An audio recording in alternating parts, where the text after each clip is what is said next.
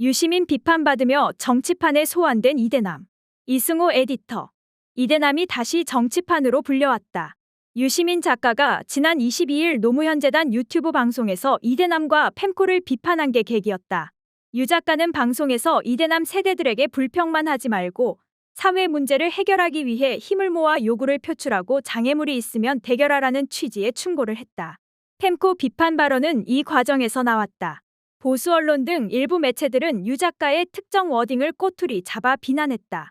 국민의힘 허은하 의원, 김종혁 전 비대위원 등 여권 인사들이 비난에 가세했다.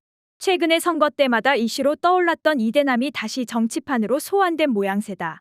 펜코는 혐오 양산으로 유명한 초대형 남초 인터넷 커뮤니티다. 이들의 혐오 대상은 여성은 물론 난민, 흑인, 무슬림, 조선족, 중국인, 성소수자 등으로 무차별적이다. 언어도 거칠어 성소수자를 XX층으로 부를 정도다. 한식이 친 이준석 경향을 보여 관심을 끌기도 했다. 그동안 펜코는 사회적 정치적 영향력에도 불구 학자들의 연구 대상에서 제외돼 왔다. 일베에 대한 논문이나 단행본이 종종 나온 것과는 대조적이다. 이런 가운데 시민언론 민들레가 비교적 최근에 발표된 흥미로운 논문 한 편을 찾아냈다. 김선영의 온라인 커뮤니티 FM코리아로 살펴본 이대남 현상이다. 이대남 현상을 실증적으로 분석한 국내 최초의 연구다. 저자는 2021년 4월 1일에서 2022년 3월 31일 펜코의 정치시사 게시판에 올라온 6만 3,030건의 글을 분석하여 이대남의 머릿속을 들여다봤다. 저자는 무엇을 보았을까? 페미니즘은 핵심 키워드였다. 페미니즘은 여성, 민주당 반대, 안티, 정책 등의 키워드와 연계돼 나타나는 현상을 보였다. 페미니즘은 이대남 관련 핵심 키워드이기도 했다. 핵심 키워드 간의 연결망 구성을 분석한 결과에서는 페미니즘과 여성이 핵심 키워드로 나타났으며 여성은 페미니즘, 혐오, 가족부, 할당제, 정책, 인권 등 키워드와 연계돼 있었다. 특히 여성, 가족부, 폐지, 공약의 연결망이 강하게 나타났다. 펜코 커뮤니티에서 여성가족부 폐지 공약 관련 이슈가 많이 언급됐다는 사실을 알 수 있다. 저자는 이 결과에서 두 가지를 주목했다. 우선 이대남의 페미니즘 비난은 여성 친화적 제도 및 정책 문제와 결부돼 나타난다는 점이다. 이는 과거 일베의 김치녀 비난과는 성격이 매우 다르다. 김치녀 비난은 여성 개인에 국한하는 양상을 띠고 있었다. 그러나 이대남은 페미니즘을 비난하며 제도와 정책 문제를 결부시키고 있었다. 페미니즘이 반대, 안티, 혐오 등의 키워드와 연결돼 있다는 점도 눈여겨볼 만하다. 이대남이 페미니즘을 어떻게 소비하고 있는지 단적으로 보여주기 때문이다.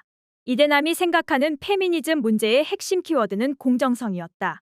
현상적으로 반페미니즘 얘기를 하고 있지만 그들이 진짜 하고 싶은 말은 공정성이라는 얘기다. 그 예로 이대남들은 성차별에는 반대하지 않지만 여성 할당제나 여성 가산점은 공정하지 못하다는 논리를 내세운다. 성평등과 반페니즘은 서로 모순돼 보인다. 저자는 이에 대해 페미니즘 이슈를 단순히 젠더 문제가 아닌 공정성의 논리로 접근하고 있다는 것을 방증한다며 이것은 이대남 현상을 이해하는 핵심이라고 밝혔다. 이대남이 주장하는 공정성의 실체는 무엇일까? 그들의 공정성은 개인의 능력에 따라 사회적 보상이나 가치를 분배해야 한다는 능력주의를 바탕에 깔고 있다. 능력주의에 기반한 공정성은 이대남이 페미니즘을 공정하지 않은 것으로 의미화하며 여성 및 사회적 약자, 소수자를 차별하고 혐오하는 논리적 근거가 된다. 또한 능력주의에 기반한 공정성은 모든 사람이 노력한 만큼 보상받을 수 있다는 신자유주의적 논리와 맞물려 있다. 이런 논리에서 페미니즘 이꼬르 공정하지 않은 것이라는 등식이 나온다. 이 등식은 여성은 물론 사회적 약자, 소수자를 차별하고 혐오하는 논리적 근거로 채택된다. 여성은 개인적 노력과 공정의 원칙이 아닌 국가 찬스를 통해 정치적 경제적 혜택을 부여받는 존재로 전락한다. 이대남이 여성 할당제 등을 비난하는 이유가 여기에 있다. 이대남이 생각하는 공정성은 교환가치 개념으로도 설명할 수 있다. 교환가치의 기본은 노력한 만큼의 대가로 돌아오는 것이다. 그러나 교환가치 관점에서 정치적 올바름은 고려 대상이 아니다. 다양성 존중, 다문화 인정, 약자와 소수자 배려 같은 가치는 혐오의 대상이 된다.